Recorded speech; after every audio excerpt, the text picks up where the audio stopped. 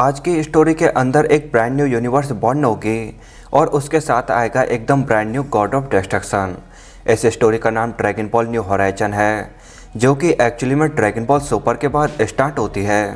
तो स्टोरी की स्टार्टिंग यहाँ से होती है, जहाँ पर ये स्पेसशिप इस छोटे से प्लैनेट पर आकर लैंड होती है, जहाँ पर एक्चुअली में दो ईवल्स थे।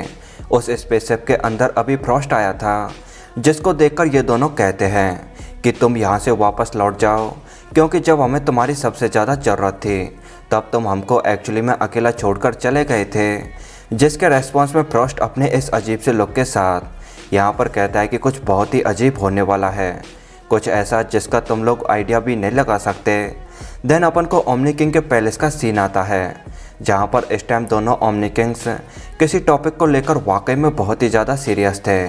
इसके बाद grand priest universe 6 and universe 7 के गॉड्स एंड एंजल को ओमनी किंग के पैलेस पर समन करता है, और यहाँ पर एज यूजुअल बीरसन चंपा हमेशा की तरह बेवजह के बातों पर आर्गूमेंट कर रहे थे।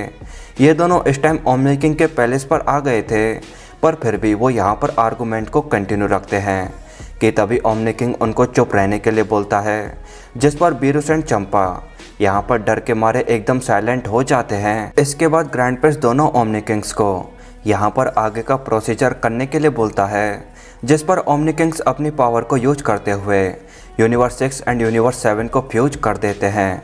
इस टाइम सभी 12 यूनिवर्सेस के गॉड यहाँ पर थे, जिनको इस बात पर यकीन नहीं हो रहा था कि इन्होंने वाकई में दो यूनिवर्सेस को मर्ज कर दिया है।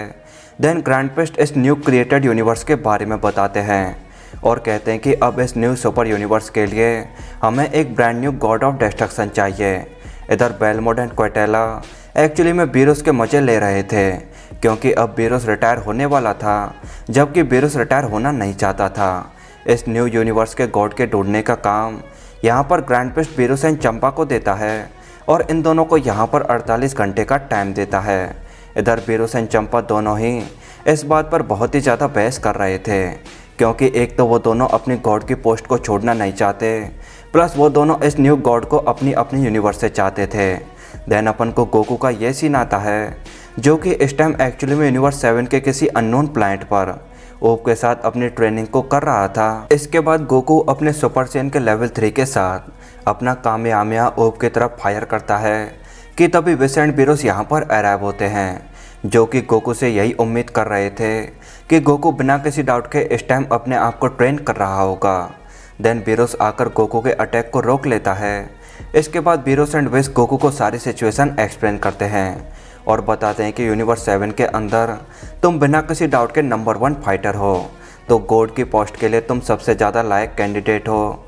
जिस पर गोकू साफ साफ मना कर देता है और बताता है कि मैं इस पोस्ट के लिए राइट पर्सन नहीं हूँ, क्योंकि बीरुस ने गोकू से इसी आंसर की उम्मीद की थी।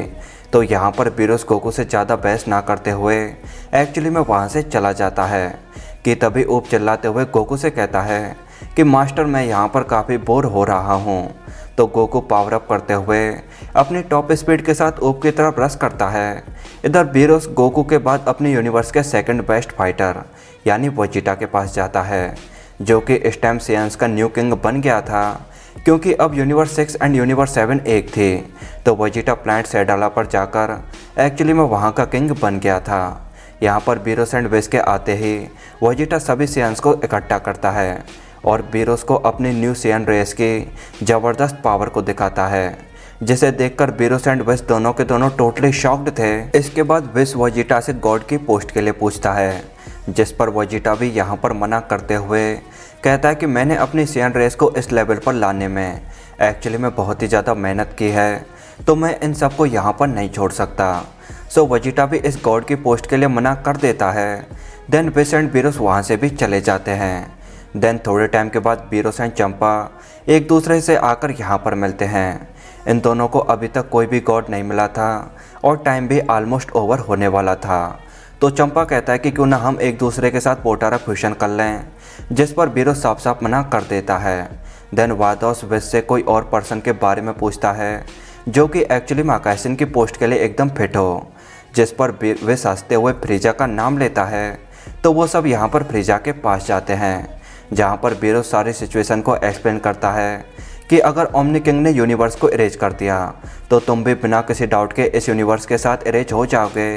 इससे अच्छा है कि तुम इस सुपर यूनिवर्स के गॉड बन जाओ, जहाँ पर सब लोग तुम्हारी इज्जत करेंगे।